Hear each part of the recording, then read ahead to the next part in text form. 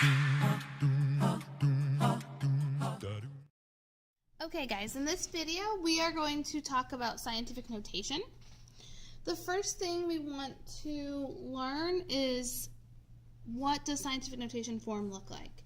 Well, you are going to have a number that's not zero. So a number that's not zero, a decimal place, and then you're going to have more numbers. And these numbers can be zero or not. So if you look here at your packet, all of these numbers have a non-zero digit and then the decimal point. And that is proper form, okay? If you have 52 times 10 into something, that would be improper form. So that would not be accurate. Okay, it might be the same number that we're talking about, but it wouldn't be proper scientific notation form. So on these problems, when we are doing scientific notation, you can't do it like that. Okay, so for the first part, it says, express each of the following in standard form. That means they want you to take the scientific notation number they gave you and transfer it over to a number, just a normal number. So for the first one, it's 5.2 times 10 to the third. So this 3, it is positive. That tells me that this number is going to be big. So you take your decimal point and you move that to the right 3 times. I know I move it to the right because moving it to the right will make it a big number. I know that because this is a positive number. So it's going to be 5,200. Okay. Let's look at number 2. You have 9.65 times 10 to the negative fourth. That negative 4 means that this is going to be a small number. So when I say big number, I mean more than 1, and when I say small number, I mean less than 1. So I'm still going to move that decimal point 4 places, but I'm going to go this way, because I know going that way is going to make it smaller.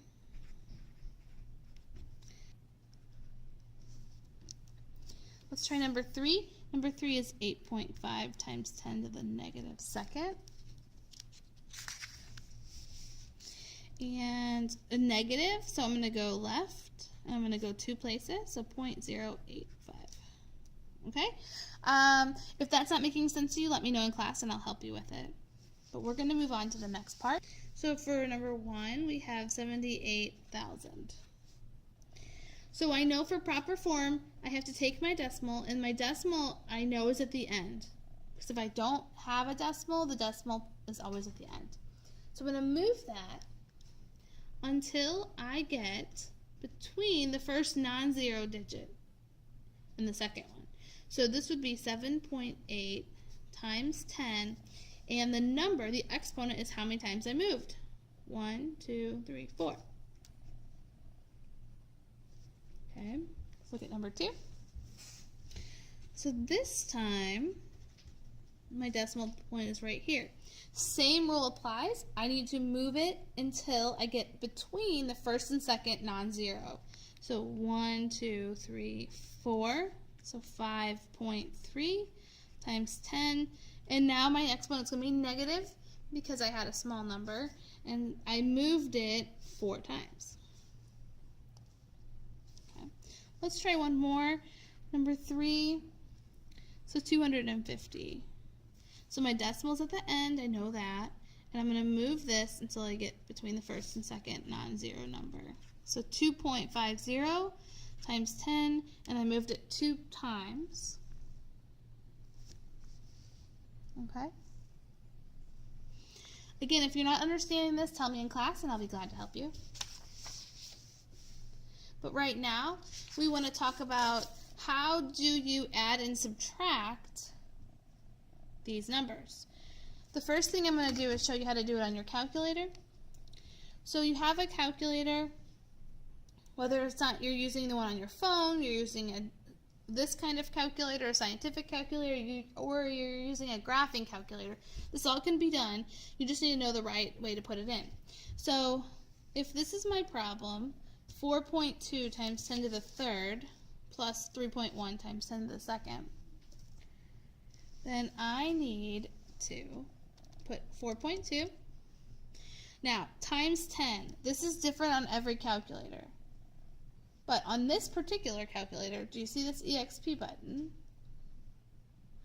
That is going to stand for exponent. I'm going to hit that button. That button means times 10. And then I hit the exponent. So 4.2 times 10 to the third power plus 3.1 times 10 to the second power. And that'll give me my answer.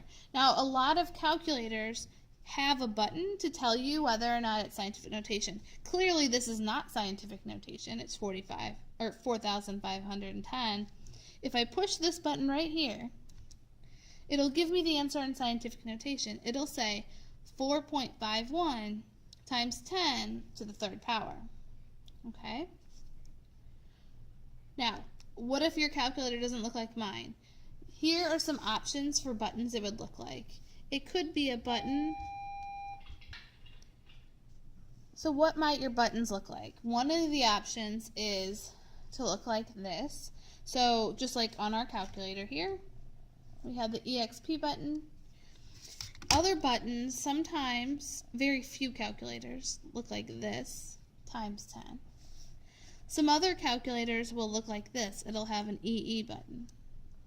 Okay, but these are all interchangeable, and they all mean times 10, and then you would hit the exponent afterwards. Okay, it isn't very important that you either know how to do this by hand or be able to use your calculator. I will help you learn how to use your calculator, but I'm not going to help you on a quiz.